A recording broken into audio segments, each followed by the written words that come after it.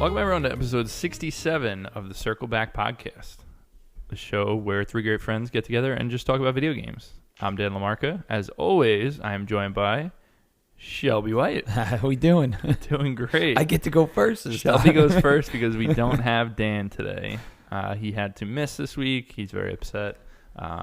We miss him. We miss him dearly. We miss him probably more than he misses us. That's not true, but I like it anyway. It's funny because it's definitely not true. Definitely not true. Dan misses everybody. Even if we're in the same room. Yeah, you're 100% right. So it's just me and Shelby on this episode. But we have a ton to talk about. So we're just going to jump into the games that we played because I played so many games. Yeah, I'm happy to hear that. And I know you played some games too, Shelby. You know what? I got a little bit of free time and I went hard for it. Still haven't finished Outer Wilds though. No, not yet. I know. That's the one that I definitely want to do and like without anything else rushing. playing. You know, I was playing in the middle of playing 4 or 5 games. I was like, I don't want to rush Outer Wilds, so I'll do that all on its own. Yeah, I can't say I blame you for that. But I want to start out with a game. So, full disclosure, we obviously the last episode that we did, you could tell it was a music episode. It wasn't one of our normal episodes. So since then, a lot of games have come out. You could say that. And we're recording this Friday before you hear it. Yeah. But the other thing that I'll say is, as of today, I think yesterday was one of the biggest indie game releases days ever. Like, it was ridiculous. So many big indie games came out, and then today Link's Awakening came out. Yeah, we don't have impressions of those. You'll catch those on the next episode. But in the past month since we last recorded, I played a ton of stuff. Yeah. So I want to start out with the biggest one for me.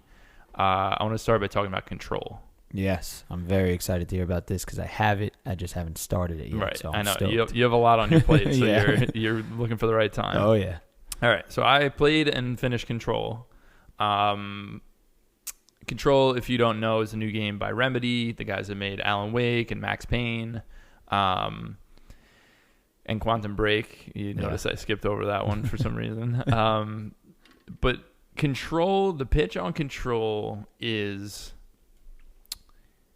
You've probably seen advertisements for it with the brutalist architecture, like really striking visuals. You're this female protagonist that the setup is, in the beginning, you just walk into this building and you don't know why you were drawn there or whatever it was, but you walk in and there's like nobody around.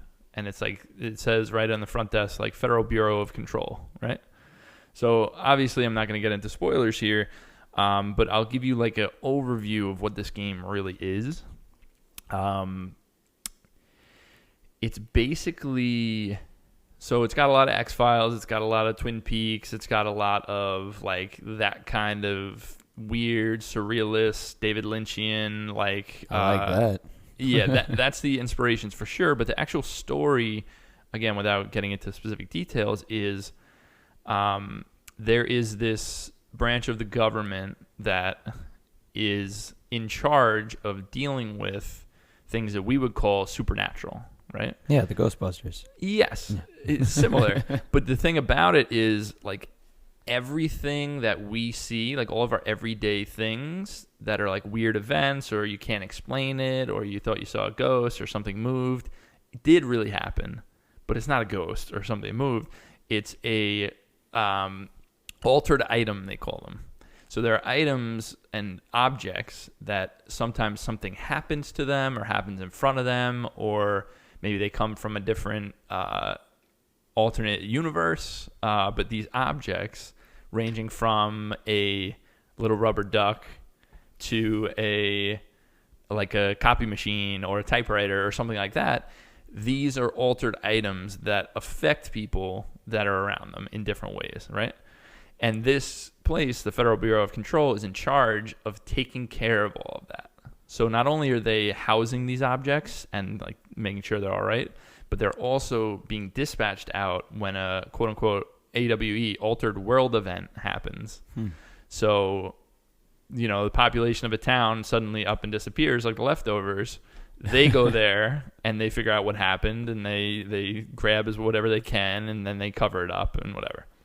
So that's not only, if you're not interested in that pitch, then you're not gonna like this game. But I don't know how you couldn't be interested in that pitch. I like how the altered items are also like you were saying, AWE, like altered world event, and then altered item is AI. You know, like object of power are the items that imbue people with abilities. So in this game, you will get various abilities. The first one you get, not much of a spoiler here, is telekinesis. So you get to, put your hand out, grab something, hold it in the air, throw it at somebody, right? All right. So very the Force, what was it? The Force Unleashed or something? Yes, kind of. Yes. Like a Force power. Absolutely. Love it. And I'm kind of torn on like how much I want to talk about with this game, because I think once you played it, once Dan has played it, and I know Dan has been playing it. Yeah, for sure. But once we can all talk about like story stuff, I think it'd be a really fun discussion. So I don't want to like necessarily go into much detail. I will just say top level, like I love this game. Like this has been a year where games have come out and I've said like, oh, that could be a game of the year. Like it's been Apex Legends initially. I was like, that could be a game of the year. Yeah. Then Sekiro comes out. I'm like, ooh, that could really be a game of the year. Outer Wilds blew me out of the water. Yeah. And this game is in conversation with those games. I love this game so much. It almost feels like so it's like tailor-made for me, like my interests. Like it's very sci-fi, and they do the thing that I love that Remedy does, and they have some like FMV, like full motion video in their game in certain ways. So like there'll be, there's this person, Dr. Darling, who's like the head of research or something. Yeah. And he has like TV screens where he's like giving presentations to the TV screen, but it's full motion video. And so it's like fun. Yeah, I personally wasn't the greatest game ever. I liked Quantum Break though, I enjoyed that game for reaching out and trying to do stuff different like that. So I'm all in. Like I said, I'm stoked to play this. I can't wait. This game makes me want to go back and revisit Quantum Break, because I kind of passed it over being like, it's just interesting because you have like your cutscenes are live action, so this that's isn't what I thought was to cool. that extent. And again, having this discussion now, like just kind of without anyone else to bounce it off of because you haven't touched it yet, almost feels like it makes me want to wait and then have the discussion with everyone about the things I love about it, things of this and that, and blah, blah, blah. So I don't want to spend too much time. I just want to really let you know this is a special game, and I think it's really well done, and I can't wait to talk about certain moments in our game of the year. I'll tell you that. So now the linearity, is it kind of like it's a narrative story? So it's actually it is a narrative, straightforward story, but it's kind of like a Arkham Asylum style, like Metroidvania style. Okay, so you kind of have a couple different directions. Yeah, because there are certain things that you can't get past without doing certain quests and whatever. So there are side missions, there are things like that. The cast of characters in this game is fucking fantastic. Like so many amazing, memorable characters. Awesome. Yeah, and again, like I said, I will dig into this a lot more with you guys when we're at that point. Mm-hmm. But I don't want to just sit here and say, "Man, this is so cool. This is so cool. This is so cool." But yeah, I just wanted to give like a top level impression. Hey, Control is really fucking good. It's on everything. It's on Xbox, PS4, and PC. The one thing I will say, I think by the time you're hearing this, by now, they've done a big patch for the consoles, because people were talking about some serious performance issues especially on base PS4 and base Xbox One. Yeah. Like, people are saying like during big fights and stuff, you're in like 15 frames a second, like bad. Oh, that's not good. So I did not experience that at all. I played on PC. It ran beautifully the entire time. I had no issues. But it's definitely worth noting so that people that are looking to buy it. But like I said, I remember them saying that they are releasing a patch. So hopefully it happened already. Yeah. Hopefully it's fixed by now. So I'll be playing on base PS4. Yeah. So hopefully it's fixed. Hopefully it's fixed. Shell, let's talk about one of your games, because I have quite a few more. But I know you've been digging into a couple older games. You finished the Surge? I finished the Surge. Like, I don't remember how much I talked about it when I was playing it on whatever previous podcast it was, but you know what? I had reservations at first when I was playing it, saying like I didn't like too much of the character. Like there was no character customization. They kind of just gave you one. Right. And I liked him as a guy, but his expression, like everything, his emotionality, just kind of bland. Just, it was bland, you know. But I loved the gameplay, you know. Like obviously it was a Souls-like, and but what kept it going that I thought was really cool was the targeting system. You know, like how you could target right arm, left arm, center, left leg, right leg, and head. You could target all 6 of those areas.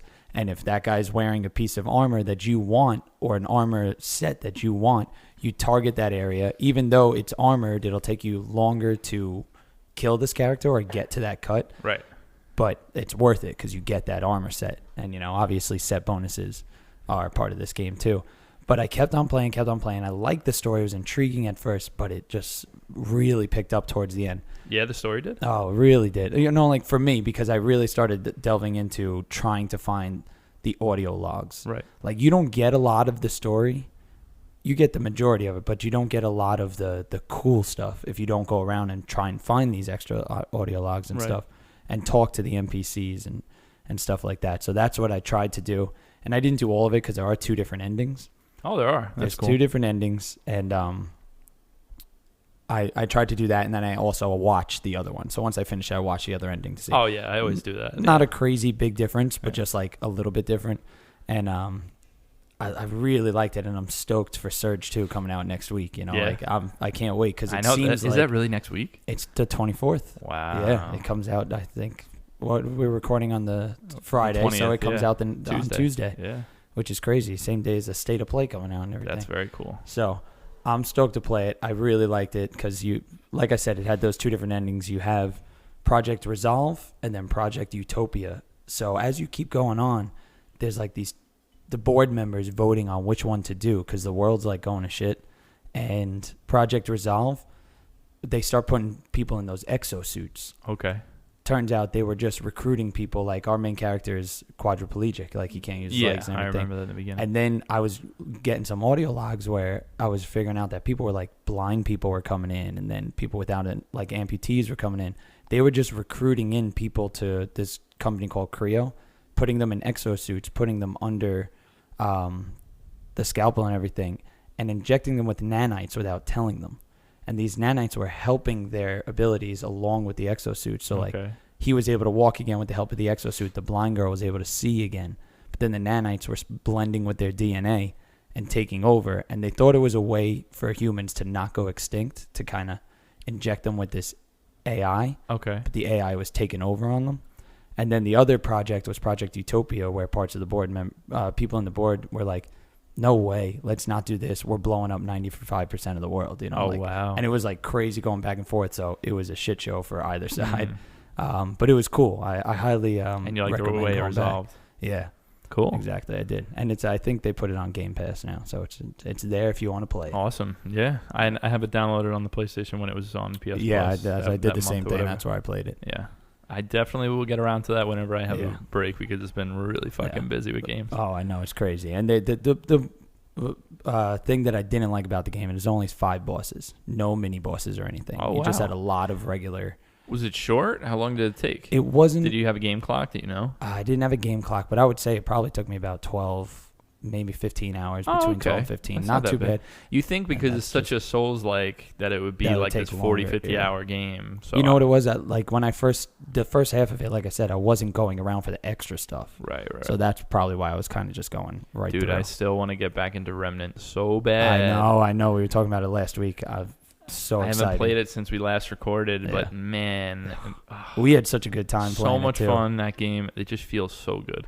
The only thing that really hurts me with wanting to play that again is I watched a Giant Bomb video of them playing it on PC, and it looks so good on PC. Oh, yeah. Because it's such like it's like a little janky. The resolution's not great. The textures aren't great on PS4, but man, on PC it's so nice. Looks so fluid. And it's like, but yeah, all right. So the Surge, you finished it. I finished it. Loved it. I'm excited for the Surge 2. Yeah, me too, because you it got looks it done like in they time. added That's a great. lot. You know what? That's why I was like, I want to finish a game before we film this one or record this podcast. And I was like, that's it. I'm going in on the Surge because I liked it so much. I was like, got to finish it. That's awesome. Yeah. All right. What else you got? So I got a few. I'll say I'm still playing Fire Emblem Three Houses. Awesome. I'm putting it down a lot more now, but if there was like an in-between period where I wasn't playing a lot of stuff, and I was like, let me jump in. It's your second playthrough, right? Yeah, so I'm playing Golden Deer, and I probably put in about 10 hours into that playthrough. Nice. Still love it. I love that cast of characters. Kind of, my mission is I want to play as the Golden Deer and recruit the few people that are interesting from Blue Lines. Because Gotcha. I played as the Black Eagles. And so I'm like, all right, I want to get Hilda, or not Hilda. Hilda's a Golden Eagle. Yeah.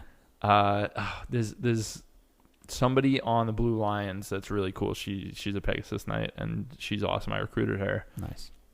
So I've kind of just been playing like that and just experiencing the story. Ragtag group of people, huh? Those Golden Deer. I love them. They're just so ragtag. Awesome. Absolutely love them. They have some of the best characters in the whole group, though. Like, absolutely love Lysithea, and obviously Claude's cool. And what's the big guy's name? Ralphio. It starts with an R. Yeah, it's something like that. I think it's Ralphio or something like that. I'm forgetting it. Or Raphael. Raphael, that's Raphael, it. That's it. No, it's close. Yeah. No, he's awesome. Those guys are great. He's like a Viking. He just he's awesome. So I've been enjoying that. I will say I briefly dipped in. I told you yesterday was like the indie day of the year. Yeah. So between the 19th and the 20th of September, games that came out that I really have been looking forward to. I'm gonna give you a little list here. Which is great for us. We love those indie games towards the end of the year. Oh, it's amazing. So Sayonara Wild Hearts. I don't know if you've seen anything about I've heard, this. but I haven't watched. Overland, which looks amazing. Untitled Goose Game. I saw that one. And I don't know how to pronounce this game. I'm going to say Mutazione. It's Mutazione. That's about as good as a guess as I would say. Mutazione. I heard someone call it Mutazoin, but I know that's not it. No, that's not right. But yeah, all those games came out either the 19th or the 20th, and it is just like I want to play every single one of them. So what I did was I said, all right, I'm gonna dip into one I did last night, and I picked Sayonara Wild Hearts. So if you don't know what this game is, it's the guys that made Device 6 and Yearwalk, which are iPhone games that are like really dark puzzle games for your iPhone. So like I didn't expect this game to come out of them. But what this is it's like a pop music video made into a video game. So it's like these crazy colors and really beautiful drawn art, and you're either like on a motorcycle or you're flying through the air and you're trying to, it's almost like Thumper or Rez, where like as you're on a rail, but you're collecting things along the way. So like, all right, there's these hearts over here. I'm going to move to the right and get that. And it's like super fast. And like, it's all like an audiovisual experience similar to, like I said, Thumper, if you remember Thumper, yeah. Where it's like on that moving forward track, or is it like a side? No, they change perspective. Sometimes it's like a side scrolling thing, but mostly it's, behind the back, similar to Thumper type of thing. And from what I've seen, I remember I only dipped my toe in. I think I played 30 minutes. I know it's not long. I think it's 2 or 3 hours. Oh, okay. It's really cool. Yeah. Like the music is really good. It's just a really interesting thing, and I'm excited to get into it because I could tell that they're weaving a cool narrative. Cool. So I'm excited. It's narrated by Queen Latifah. Get out of here, really? All of a sudden I pressed play. I'm like, is this Queen Latifah speaking? I looked it up. I was like, it is. That's funny. But it's just a really, really cool idea. Very good looking. Music's awesome. Like I think it's a really cool game. Nice. So kind of like a music collectathon sort of thing, or is it honestly, think about it. You never played Rez, right? I didn't play Rez. I played Thumper. I didn't play Rez. So it's a unique experience because it's it's just you completing these levels, and when you hit something, you'll get like a little checkpoint. You'll go back and you'll go forward. But it's like this fast moving. You're navigating this thing. You might be chasing somebody or being chased by somebody, nice. And then it's just like button prompts at certain times, like in time with the song.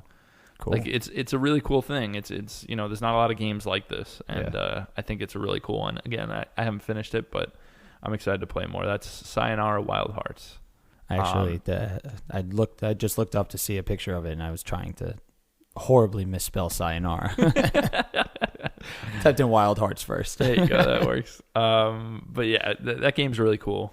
I know, like I said before, you've been playing some older games.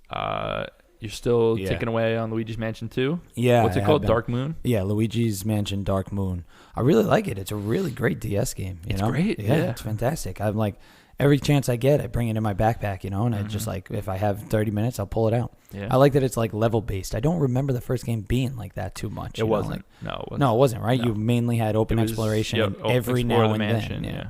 So I like the level based thing because it kind of gives you that like, oh, I want to go back because you finish it and it gives you a grade and it's like, oh, that's really cool. I missed that stuff. Right. But you go back to the same. You change mansions every time, which is great. Oh, they're all different? It's all different. Like what happens in the beginning of the game, there's a dark moon that keeps all the ghosts like civil, like helping out the doctor. Right. And they break the dark moon and then the ghosts go crazy and they steal 5 pieces or 6 pieces, however many it is.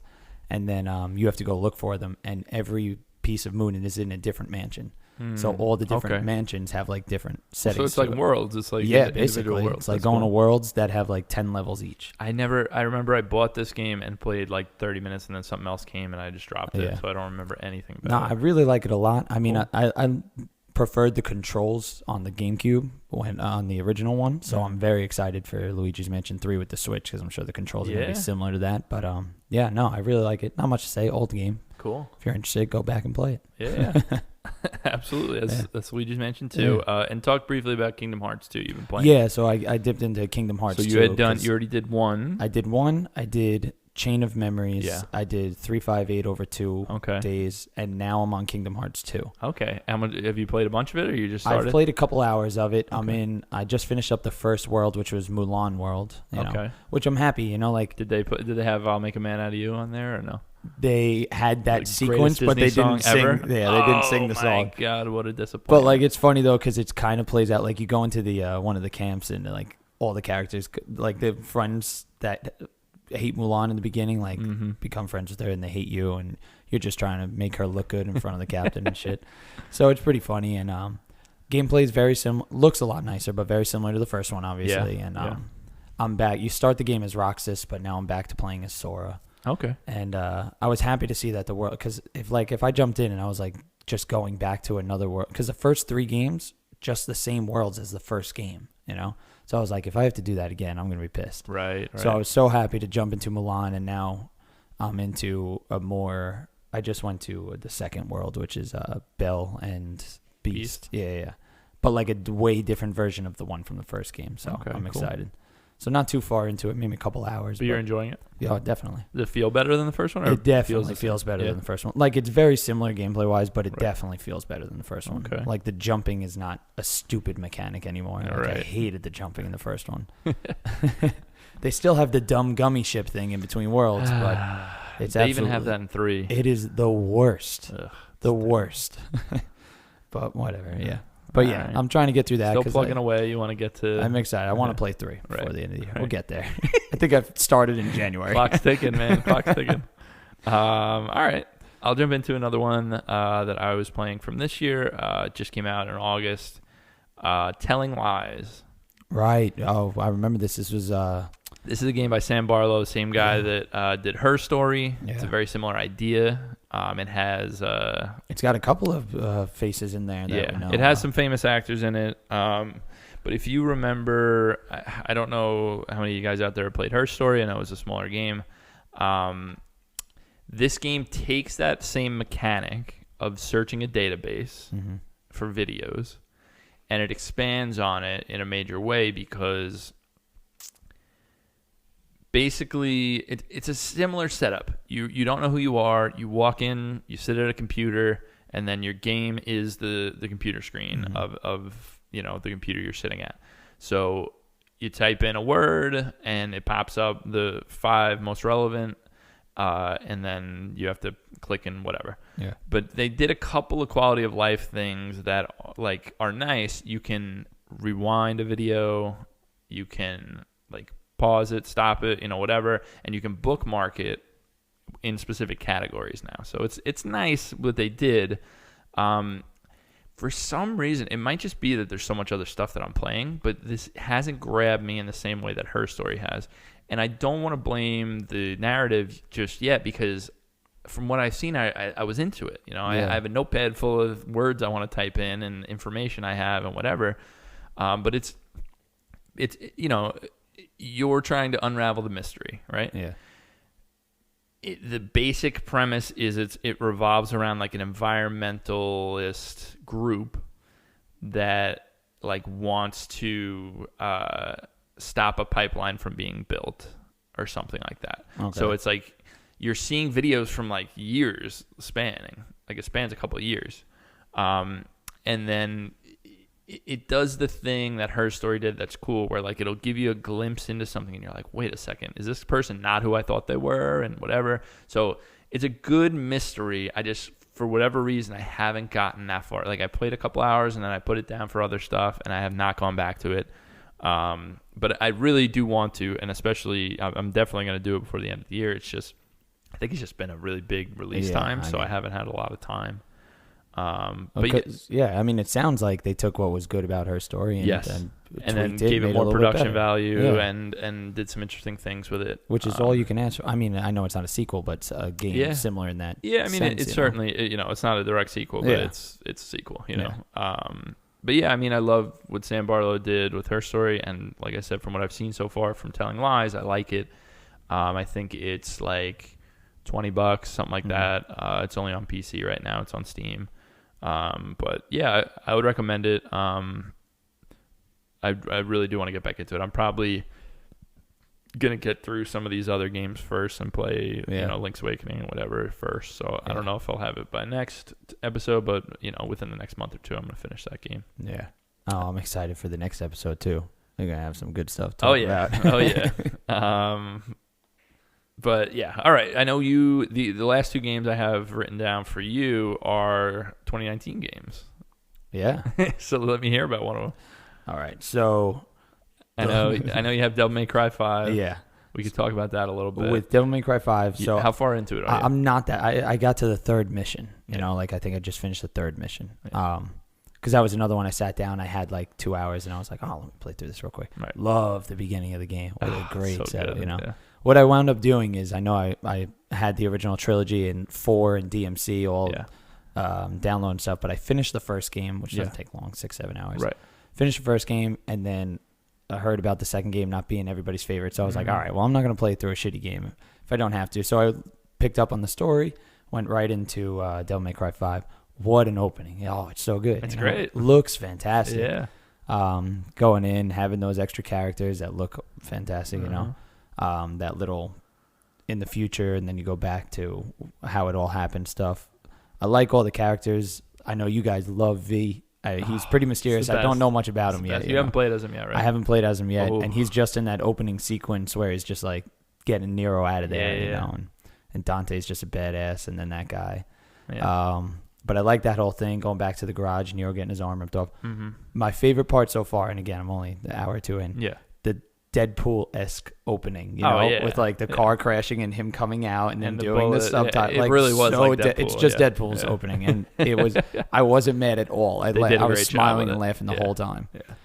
Isn't it it's a great level of goofy and serious? Oh yeah, 100%. It's fantastic. Was not expecting the driver to have this huge Southern accent. Oh yeah, what that? She is one of the weirdest characters. I don't understand why she's dressed like that or Southern or whatever. She's just strange. Yeah, so that was awesome. Loved the whole sequence on the bridge where the cop's just you're gonna get yourself killed, and he just whips everybody's ass. Mm-hmm. So great. Yeah. I'm stoked to keep playing that too. Yeah, so I'm excited to hear what you think when you're through it. Yeah. I've been playing Gears 5 a tiny bit. Okay. Again, a lot of shit coming out. Yeah, it's killing me. I actually downloaded the first couple of Gears games. Yeah. Because they're all on Game Pass. They're all on Game Pass. So I download the first couple because I do want to try and get to that as well. Right. I'll probably wind up doing the same thing I did with Devil May Cry. Play the first one and then get to. I love that this is becoming your thing. So you're like, this new game came out, but I didn't play the first one. So I didn't play the first 4. I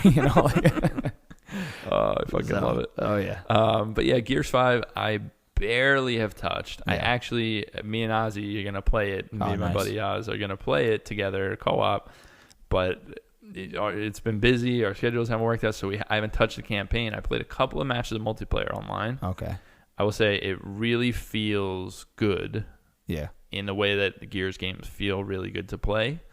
Another encouraging thing is that they give you a little intro section where they kind of show you the combat and everything. And I was like, I know how to play Gears, but let me do it.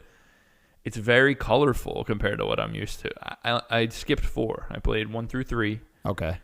I like them. Looking back on them, I'm like, it's fun gameplay, and I love playing multiplayer in them. The story's not, there's nothing there. So seeing that this is at least colorful and a lot of bright blue sky and stuff like that. Gears good. is the other ones were just notoriously orange gray. and red, yeah, right? Orange, red, and gray. That's it. It was new protagonist too, right? Yeah. So again, I haven't jumped into campaign, so I don't know exactly what's going on, but I know that Marcus Phoenix's son was the main character in 4. So I more than I know he's in the game. Yeah. I've seen the multiplayer character selection, so I know he's in there. But yeah, I'll have a lot more to say about this game as time goes on. Yeah. But again, there's just too much out. And so I'm much just happy more I got through out. Control. That's what I'm saying. It's crazy. Yeah, it's nuts. So much on the dip my horizon. toes into Gears. I'll also say there are 2 indie games that I played that both came out within the last couple weeks. One is called Blasphemous. Yeah. So it came out first week of September. This was like the 2D Dark Souls kind of looking game, right? So here's the thing that I will say about Blasphemous. One of the coolest art styles and animation and everything. I love the way this game looks. It's super violent, a lot of religious iconography. It's nuts. I love the way it looks. Blood and gore, crazy. It's a side-scrolling, it's more like Castlevania than anything else. Okay. It's like Castlevania mixed with Dark Souls. I know. But we probably heard that platforming a and lot. stuff like that, yeah. But yeah, that's why it's more in the Castlevania. It's a 2D side-scroller. I don't like it so far. No? Oh, that sucks. And it's gotten pretty good reviews. It's, for me so far, and I'm super early, like I said, I've played maybe an hour. It just doesn't... It's not doing much. It feels, what it feels like to me? What was the game last year that was Ninja Gaiden like? Oh, The Messenger? Yes. Yeah. It reminds me of that, where I don't like it for the same reasons I don't like The Messenger. It's not doing anything new or crazy or interesting. It's just kind of going through the motions. But they have such a cool look and style that I don't want to give up on it, but I have not enjoyed it very much. Oh, that's unfortunate to hear. It looks so good. I'm telling you, it's nuts, this game. But yeah, Blasphemous. I think that's on everything as well. I think it's even on Switch. Okay, I was going to say, what are you playing on PC? I'm playing on PC. Yeah. I think it's $20 or $25. Check it out if you're interested in it. Again, the gameplay has not hooked me in any way. The main character reminds me, he's got this big cone thing on his head. It reminds me of the the bad guy from Silent Hill or something? Yeah, Pyramid Head. They honestly, everything about the way this game looks, from the enemy design, from the boss design, some of the coolest shit I've seen in a game, but it's just not doing it for me right now. But a game that wasn't doing it for me, but seems like it was doing it for you, is Observation. I love Observation so much. I really do. It was totally up my alley with all that sci-fi stuff. And you finished it, right? I finished it in 2 sittings. I picked How it up long for would you 2 say it hours. is? 6 hours, maybe. Okay. 5-6 hours. Okay. And I just couldn't put it down. I was just so intrigued by the mystery of the story and just trying to unlock it. This is one of the games where I went and explored every crevice of the space station to figure out story stuff, because I just loved all the characters. And I did finish it a couple weeks ago. I can't remember the main guy's name as you progress through, but I just loved, like, the control is pretty cool, you know, like take over this AI system, like we said, similar to 2001. You go camera to camera, and then you get a drone. You get a little drone that you push around. That has a camera on it. I would say, like I said, I think it was just the intrigue of the story and the mystery that had me going, and just like with the characters and just trying to figure out. The visuals are awesome. What's going on? The visuals are great. I was so into this game from the beginning. Yeah. That section where you have to go outside. I was just about to say the outside sections are definitely its minuses. Oh my God. That's which one? The first one? Yeah. I couldn't find that spot where you had to scan a couple things and then find a hatch or something. And I couldn't find the hatch. I was like going all over the place, and they don't really point you in the right direction. I don't know if maybe they patched it or something. I don't know. I didn't have an issue with that. Yeah. I didn't run into that one. Maybe I just happened to go in the right spot at the right time. You know what? I remember briefly on that part. I think you like go outside. You got to find. They were like, oh, let's check on the stuff that's broken, and it was. I think I looked right to my left, and it was the room that was initially on fire in the beginning of the game. I was like, all right, that's probably broken. It was on fire. And then I looked up, and I saw like the broken stuff up top, and I was like, all right, thank God I saw that, you know? Yeah. But yeah, I know exactly what you're talking about, and I think I just happened to be in the right spot and find that hatch, you know? Because I didn't run into that problem, and then, like I said, I love this game. It completely took the wind out of my sails because I was all in on it. I love the setup. Yeah. I love everything about it. Like, just such a cool idea. Yeah. So, you know, it's one that I've been wanting to get back to because I did really like the setup. I really liked it. Yeah. I think you only go outside like twice too. Yeah. And then there's later on in the game with like a couple of jumps and stuff that like got me. And I'm like, oh, goddamn. You know, like, because you meet 3 more characters or 2 more characters. And it kind of becomes this whole mind fuck, you know, and I'm just like, I loved it. Yeah, that's I cool, highly finish it if you can. Yeah. You know, I think I will before Game of the Year time. But yeah, that's Observation. That I think is on PS4. I played on PS4. I think it's on PS4, Xbox, and PC. Yeah. I had it on PC. Like I said, really loved it in the beginning. That one thing totally soured me on it. But yeah, last one for me, unfortunately similar to a thing like Blasphemous, Children of Morta. Have you heard of this? Is that the no. It's a co-op pixel art top down. It almost is like a Diablo style gameplay thing. Okay. Again, beautifully drawn pixel art. Like, I love the way this game looks. I played about an hour, similar thing. I've heard good reviews. I heard people talking about it. It's boring. The gameplay is boring to me. So I'm not going to give up on it because I want to try it as a co-op game because I know it has co-op in it. And the setup is cool. It's like you're this family that has, like, the grandma lives there. You're there with your wife. Your brother lives with you. Your kids live with you. Like, you have this whole big family in this big house. And then this ancient evil, like, takes over the area. And the grandma's like, oh, it's happening again. And then she, like, you know, opens this place and, like, tells everyone that we're, like, the family's, like, the guardians of the area, whatever. And so there's a lot of cool stuff in it. Yeah. It's one of those things where, we've talked about in the past that every year we say, man, this is such a great year for games because more and more great games are coming out. Yep. So when a game isn't grabbing you after an hour, it's hard to justify spending time because it might be time that you're taking away from a game that you might truly love. Yeah, you know? And that's a tough thing. That's why I have probably 5 or 6 games that I put an hour or 2 in, and I was like, like Observation falls under this, where something happened, and I was like, I just don't feel the urge to play that. I'd rather play this. So this game is kind of falling under that umbrella. I would love to get a co-op session going and see if we could play.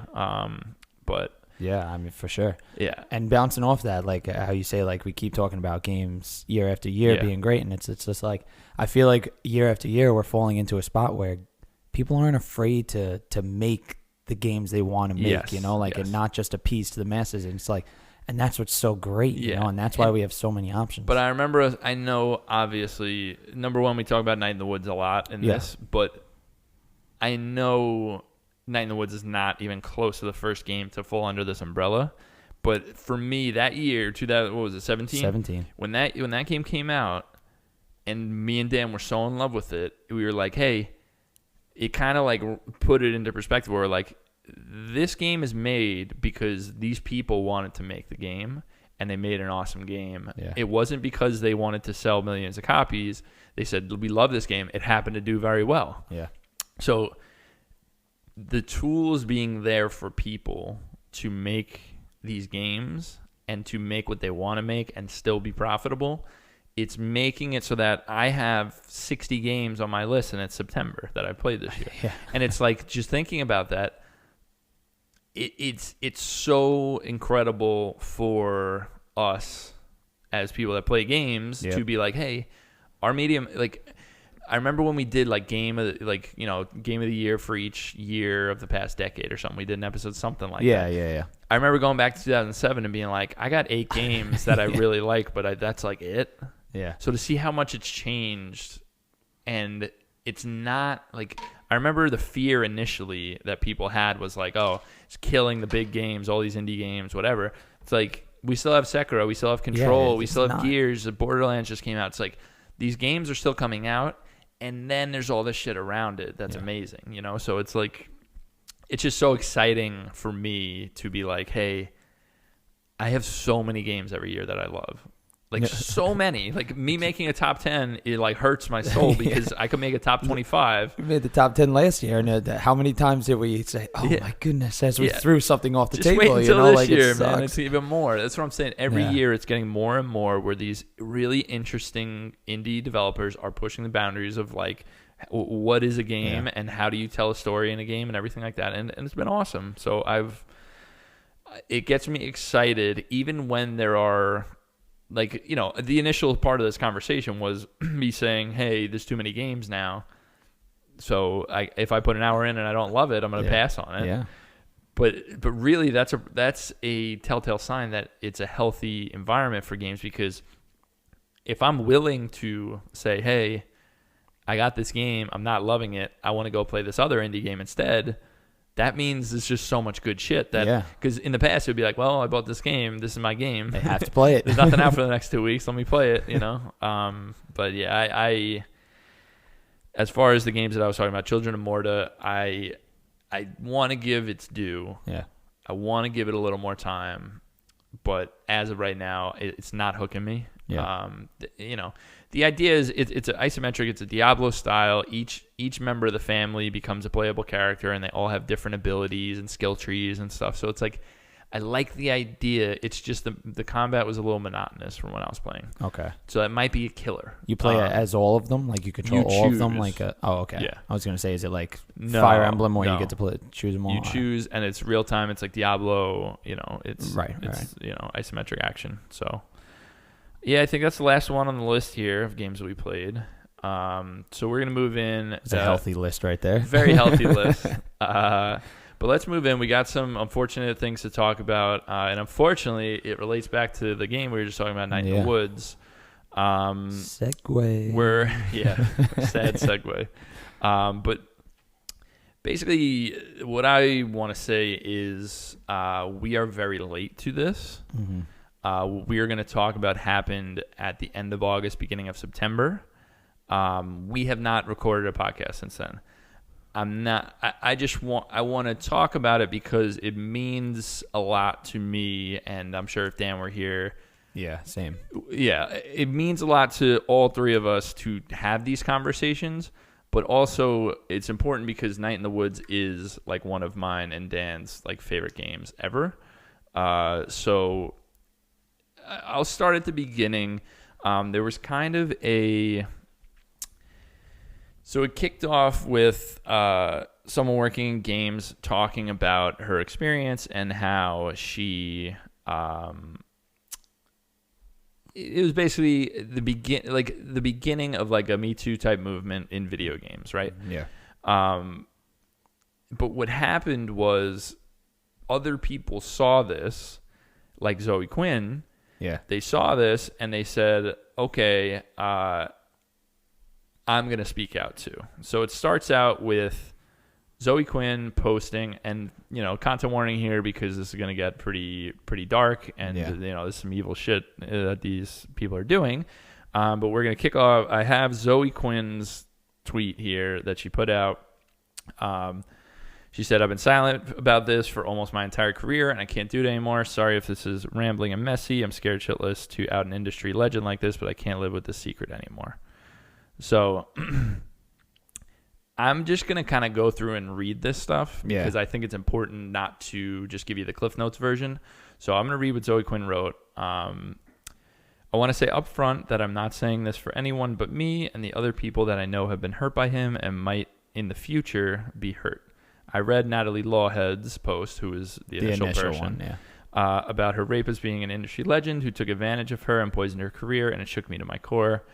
Her waning health, her fear, the way she described all of it feeling like drowning, and my heart broke for her. Beyond that, I felt ashamed.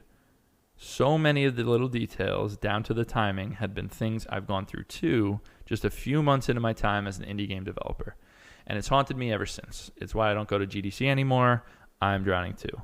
A few months into making games, I was sexually assaulted. My visa status was threatened if I told anyone, and he went out of his way to tell the community that I'd been falsely accusing him of rape when I hadn't said anything to anyone, but a third party who saw it happen firsthand confronted him about it the next day. The story isn't about him. After years of therapy working on it on himself, he reached out and apologized for everything, and I've forgiven him, but that's the background to the story.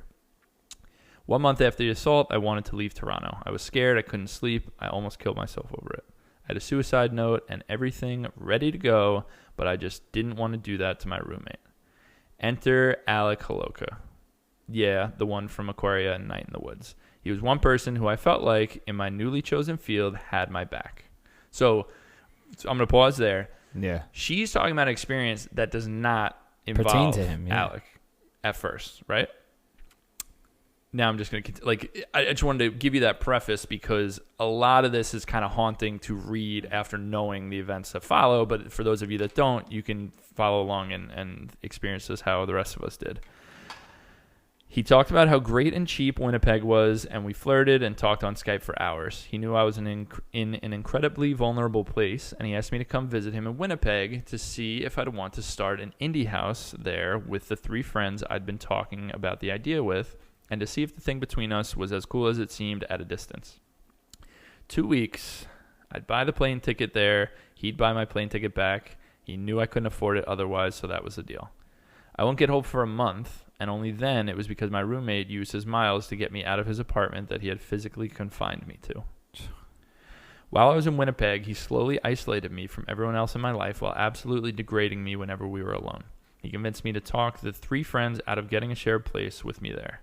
He convinced me to let him program my game instead of the friend I'd been working with, despite many protests. He screamed at me for over an hour once because of the tone of my voice when I said hello. He wouldn't let me leave the apartment without him and refused to give me the code to get in. About the sexual assault, he blamed me. He said that he was jealous of me to be wanted like that. He'd bring it up during sex, where he'd regularly be mean and violent. He told me he loved me in a way no one else would, because he could see that I was terrible and he loved me anyway. And I bought it, because that's how you feel when you're recovering from being sexually assaulted. I spent a lot of that month hiding from him in the bathroom. His moods would shift, and he'd throw things and hurt himself, seemingly at random, and blame me. He'd jam his fingers inside me and walk me around the house by them when I told him it hurt. I was scared to leave. I was scared to tell anyone. He'd act normal when other people were around and lay into me as soon as we were alone, then apologize and say how much he needed and loved me. I got even more scared when the 2 weeks had passed and he kept putting off the agreed plane ticket home. Spent a lot of that time hiding in the bathroom from him. My roommate started to get scared and asked me if I needed help getting out. I said yes, and Alec barely looked at me as I left. When I got home, I sent a cordial and friendly breakup email. He lashed out and banned me from an indie games community he ran. Banned himself, then went on to other industry legends asking them to help him kill himself because I was such a bitch. He made sure to blacklist me at important industry events. He tried to ruin the career I'd barely started. To a degree, it worked. The night Gamergate started, I vague booked about it without specifying which ex, and 2 other women in games immediately messaged me to ask if it was Alec. He'd done similar things to them. They knew he'd been fixated on me and were also too afraid to speak up about the industry legend that he is. So right there, I mean, obviously really terrible shit. Like, I can't even begin to imagine being in that position if I were her. It's just terrible, and I'm so glad that she felt compelled to talk about it.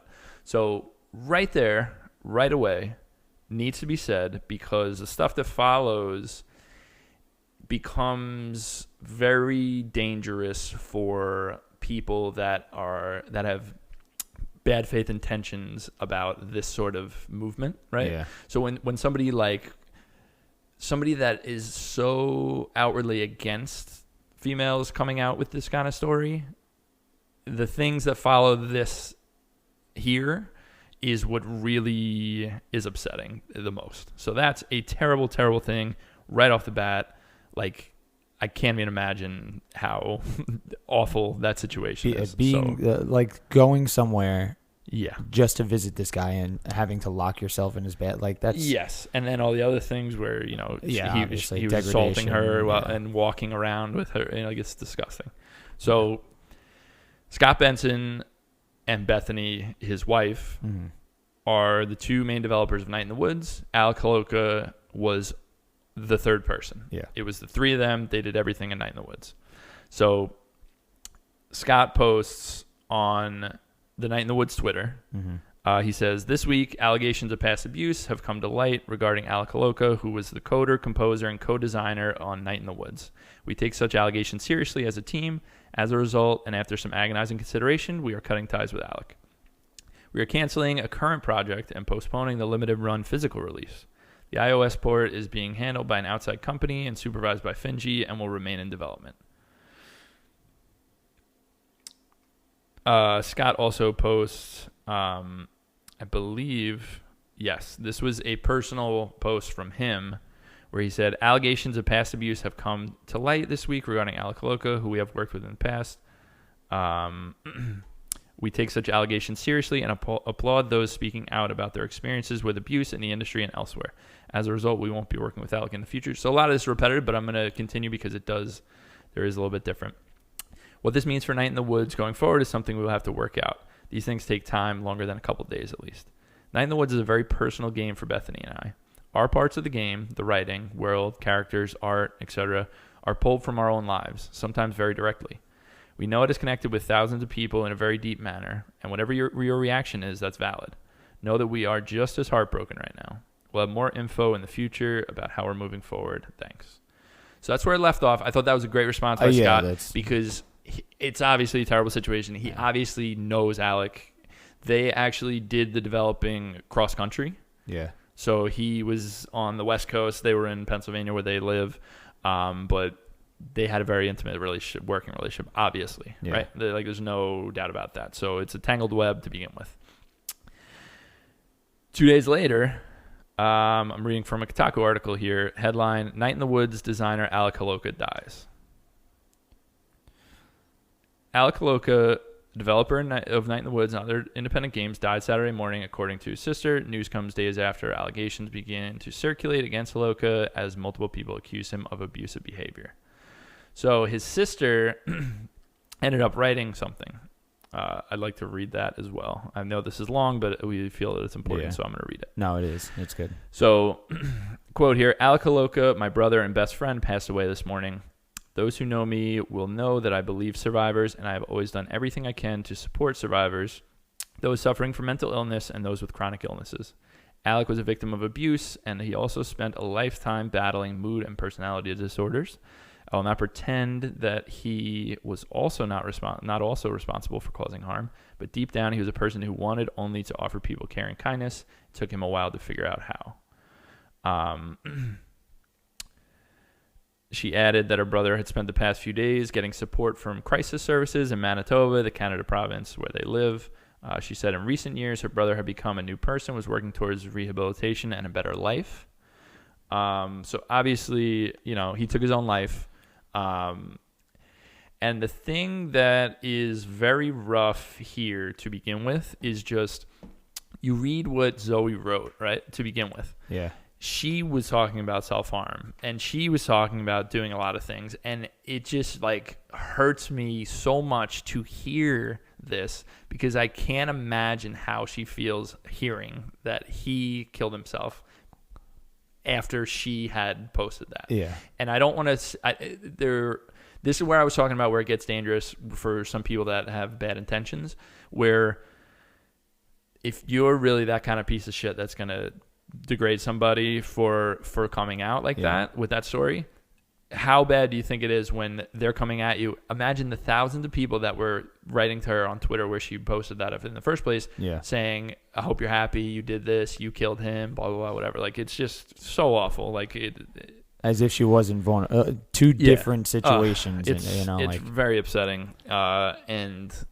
I just want to read Scott Benson, who we talked about the Night in the Woods thing.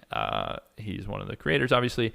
He wrote a Medium article basically diving into this. I'm just going to read the beginning. I'm not going to read the whole thing, but I think he wrote a really nice thing here. So and I recommend, if you can, go read the whole thing. It's on Medium. You could probably search Scott Benson Alec Medium or something like that.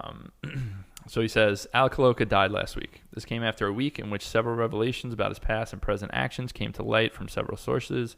Allegations of sexual and emotional abuse, of fits of violence, of additional misconduct towards those who now worked for him. I had no issue believing them. I still believe them. And not just out of some principle. I'm not one to make a snap judgment about someone I've known for 6 years. The reason I believe the many allegations has roots that go back those entire 6 years. I want to talk about those 6 years now. I won't discuss too many specifics on the allegations others have made against Alec. Those are not my stories to tell. I have my own story.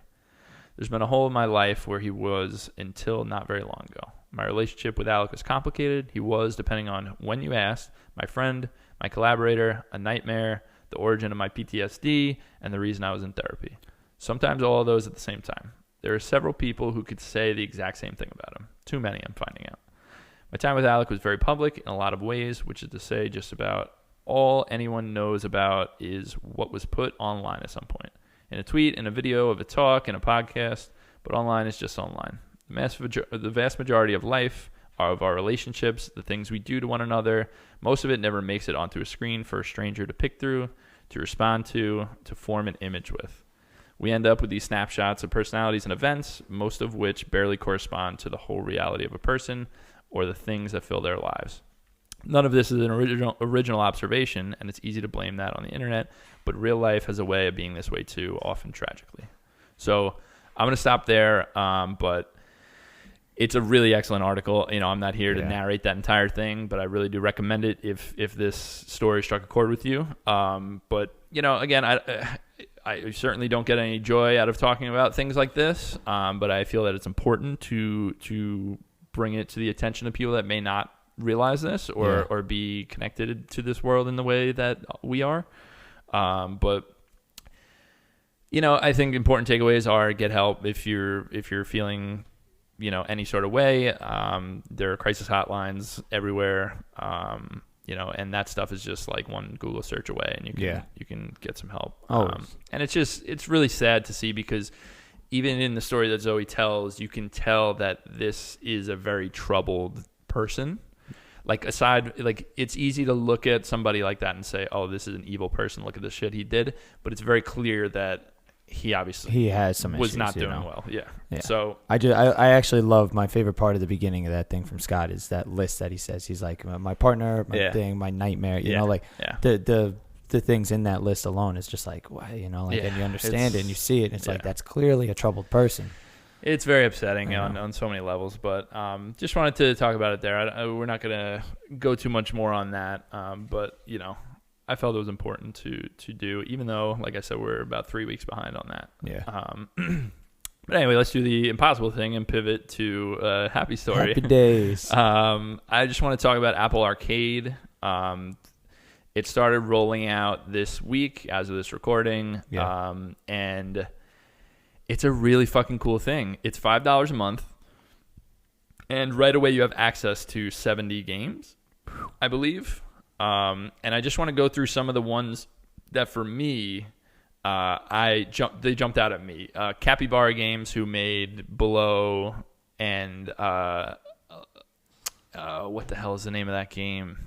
Oh, it's killing me. But anyway, they made Super Brothers, they made Below, they made a bunch of really good smaller games. They made this really cool like match 3 game where it's called Grindstone, and you kind of like click and drag around to these different like goblins. You're like basically dungeon crawling, but with a touchscreen and match 3 game. So it's pretty cool. The game Overland that I talked about, that it's kind of like a XCOM Into the Breach style, like turn-based thing. That's on this Apple Arcade. Exit the Gungeon. Do you remember Enter the Gungeon? Yeah. So Exit the Gungeon is a new game that's releasing on Apple Arcade, and it's like a side scroller on your phone.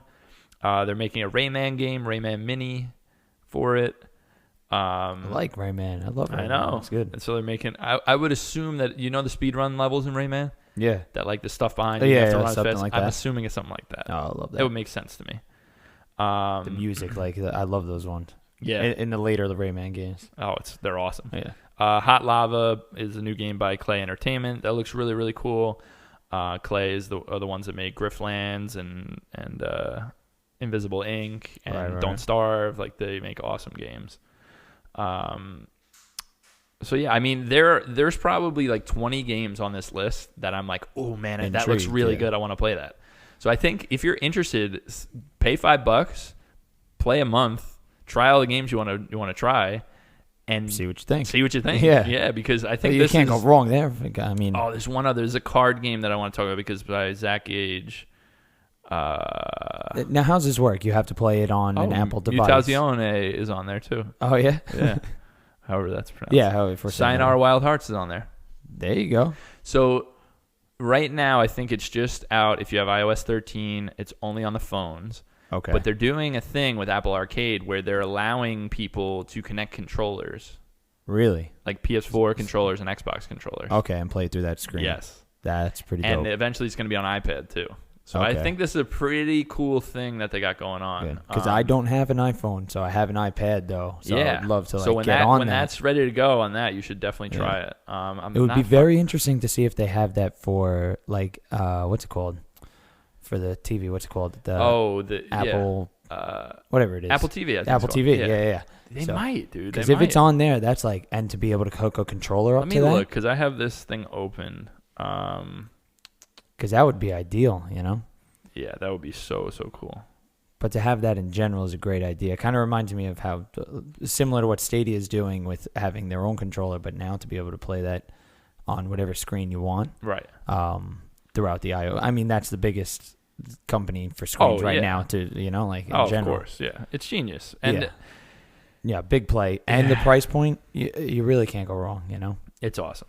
I can't find a lot of details on it. I'm sorry, I'm not well prepared. But the game I was talking about that Zach Gage made, the card game, is Card of Darkness. I've heard amazing things about this game. So I'm going to jump into this, definitely. I want to check out a bunch of these things. So I'll probably just pick a day and try out like 10 of them and see which ones I like or whatever. But yeah, I just wanted to bring that to people's attention because I think it's a pretty neat idea. And they're getting some of these games are like big games. Yeah. Sayonara Wild Hearts is $20 on the Switch. Like Overland is $25. It's on PC. Like these are big games. So the fact that they're coming to iPhones in this Apple Arcade, is pretty cool. Time, yeah. That's definitely going to draw in plenty of people. Oh, yeah. I mean, just the selection alone, you're saying coming with 70 games to begin with. I think it's a hell of a selection. Yeah. But anyway, I think we're going to end the episode there. Thank you, Shelby, for being here. Of course. Love being here. Dan, we miss you, bud. Yes, Dan. Come back to us, He'll be here on the next episode. And thank you guys so much for listening. By this time in 2 weeks, we'll have played a bunch of it's gonna be a hell of a 2 Link's weeks. Awakening and all these indie games we're talking about, the Apple Arcade stuff. So we're gonna go play some of those games. And until next week. Or next time. 2 weeks. Peace.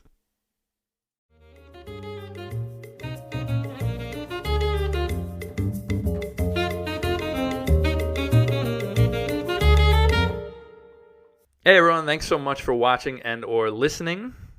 Just here to remind you that you can find us by searching for Circle Back Podcast or Circle Back Gaming on any of these podcast services: Anchor, iTunes, Google Podcasts, Spotify, Breaker, Pocket Casts, Radio Public, or Stitcher. By God, I'm out of breath because of all these podcast services, but you can find us anywhere there. Also, you can find our video version on YouTube by searching Circle Back Podcast or Circle Back Gaming, and the rest of the videos we do. Thanks, guys.